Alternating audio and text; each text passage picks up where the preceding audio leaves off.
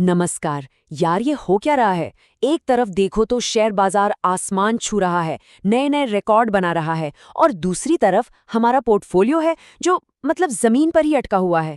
अगर आपके साथ भी यही हो रहा है तो टेंशन मत लीजिए, आप अकेले नहीं हैं। आज हम इसी मजेदार लेकिन हाँ थोड़ी परेशान करने वाली पहेली को सुलझाने वाले हैं। चलिए फटाफट शुरू करते हैं। यही यही वो एक सवाल है जो आज हर छोटे निवेशक के मन में गूंज रहा होगा, है ना?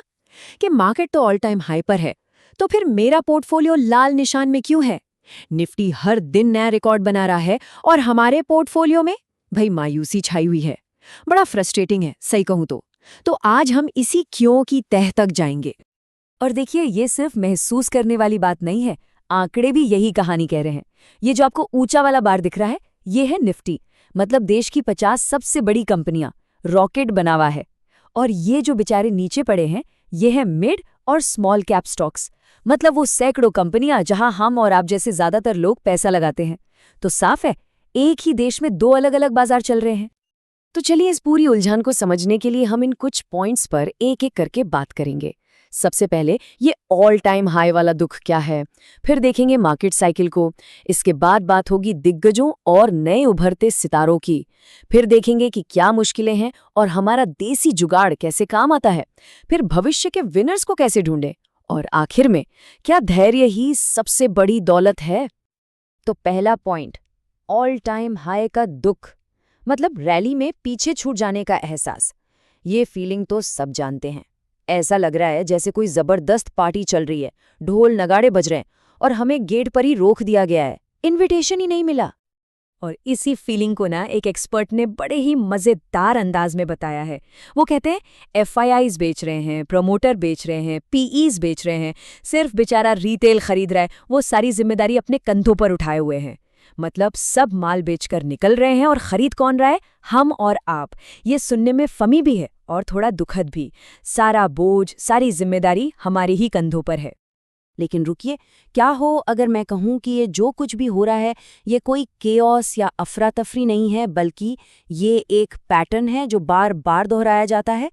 जी हाँ, बाजार के इस अजीब बर्ताव को समझने के लिए हमें मार्केट साइकिल यानी बाजार के चक्र को समझना बहुत जरूरी है। तो ये मार्केट साइकिल है क्या? इसे आप मौसम की तरह समझिए।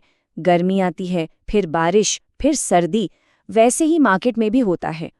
ये एक 3 से 5 साल का पैटर्न है। इसमें पहले तेजी का दौर यानी बुल मार्केट आता है, फिर गिरावट यानी बेयर मार्केट, और फिर एक ठहराव का दौर आता है जिसे हम कंसोलिडेशन कहते हैं। ये वो वक्त है जब मार्केट अगली बड़ी छलांग के लिए सांस लेता है। अब देखिए ये चक्र काम कैसे करता है। पहले साल में जबरदस्त रैली आती है, नए नए थीम्स चलते हैं। दूसरे साल तक पहुंचते पहुंचते ना वैल्यूएशंस बहुत ज़्यादा हो जाते हैं, सब कुछ महंगा लगने लगता है। और फिर आता है तीसरा और चौथा साल, करेक्शन और कंसोलिडेशन का। मतलब मार्केट थोड़ा सुस्ताता है, चीज़ों को हजम करता है। और गेस व्हाट, हम लोग अभी इसी फेज में हैं। ये एक नॉर्मल करेक्शन है, कोई कयामत नहीं आ गई है। चलिए अब जरा गहराई में उतरते हैं और देखते हैं कि ये साइकिल मार्केट के दो अलग अलग हिस्सों पर कैसे असर डाल रहा है। मतलब एक तरफ है हमारे दिग्गज यानी बड़ी कंपनियां, और दूसरी तरफ है उभरते सितारे यानी छोटी तेजी से बढ़ने वाली कंपनियां। तो फर्क साफ है। लार्ज कैप्स जो हमारे दिग्गज हैं, वो देश की जीडीपी के साथ धीरे धीरे कछुए की चाल से बढ़ते हैं और ऐसा लगता है कि उनका अच्छा समय अभी शुरू हुआ है।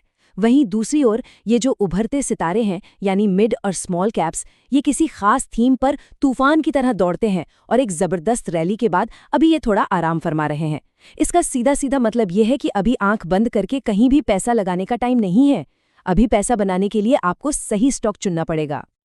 और जैसा कि एक एक्सपर्ट का मानना है, मुझे लार्ज कैप्स में ऐसे गेम चेंजिंग रिटर्न नहीं दिखते। उनका बेस बहुत बड़ा हो गया है। सीधी सी बात है, जो पहले से ही हाथी बन चुका है वो खरगोश की तरह नहीं दौड़ सकता। ये आपको स्टेबिलिटी देंगे, तूफानी रफ्तार नहीं। अच्छा, तो ये तो हुई साइकिल की बात, पर हाँ, बाजार में कुछ असली दिक्कतें भी हैं जिन्हें हम इग्नोर नहीं कर सकते। लेकिन इन दिक्कतों के साथ साथ एक बहुत ही खास भारतीय ट्विस्ट भी है। तो क्या क्या मुश्किलें हैं? देखिए, नॉमिनल जीडीपी ग्रोथ थोड़ी सुस्त है। हमारे एक्सपोर्ट्स पर बाहर के देश टैरिफ लगा रहे हैं। वैल्यूएशंस बहुत ज़्यादा हो गए थे, तो वो अब ठीक हो रहे हैं। और ऊपर से इतने सारे आईपीओज और प्रोमोटर सेलिंग ने मार्केट से लिक्विडिटी यानी पैसा खींच लिया है। ये सब मिलकर खासकर मिड और स्मॉल कैप्स के लिए स्पीड ब्रेकर का काम कर रहे हैं। लेकिन इन सब मुश्किलों के बावजूद एक जुगाड़ फैक्टर भी है। मतलब भारतीय कंपनियों की वो कमाल की क्षमता जिससे वो हर मुश्किल का हल निकाल ही लेती हैं। आप सोचिए, 50% का टैरिफ लगने के बाद भी कई कंपनियों ने सरवाइव करने और आगे बढ़ने के रास्ते ढूंढ लिए। ये जो लचीलापन है ना, यही हमारी सबसे बड़ी छिपी हुई ताकत है। तो फिर सवाल उठता है कि ऐसे माहौल में करें तो करें क्या? जवाब सिंपल है। अब मछुआरा बनने का टाइम गया जो कहीं भी जाल फेंक दे। अब एक शिकारी की तरह सोचना होगा जो अपने शिकार को चुनकर उस पर निशाना लगाता है। मतलब अब ये एक स्टॉक पिकर्स मार्केट है। और शिकारी बनने का पहला नियम, हर आईपीओ के पीछे मत भागिए। एक बड़ी मजेदार कहावत है कि अच्छे आईपीओ उपलब्ध नहीं है और जो उपलब्ध हैं वे अच्छे नहीं हैं। और ये मजाक नहीं है। आंकड़े बताते हैं कि 75% आईपीओज एक साल के अंदर अपनी इश्यू प्राइस से भी नीचे चले जाते हैं। तो जरा संभल कर। तो आईपीओज के पीछे भागने के बजाय हमें क्या करना है?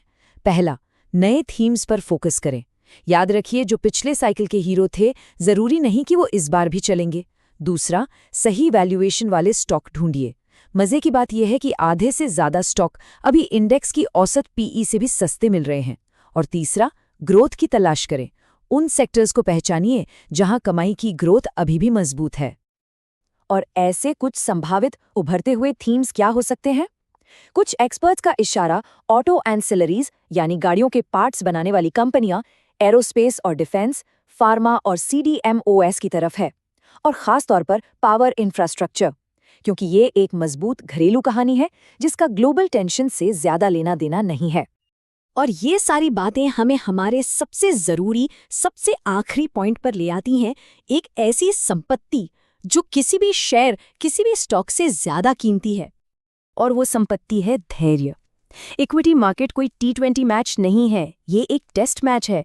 अगर आप एक साल में पैसा बनाने की सोच रहे हैं तो सच कहूं, निराशा ही हाथ लगेगी।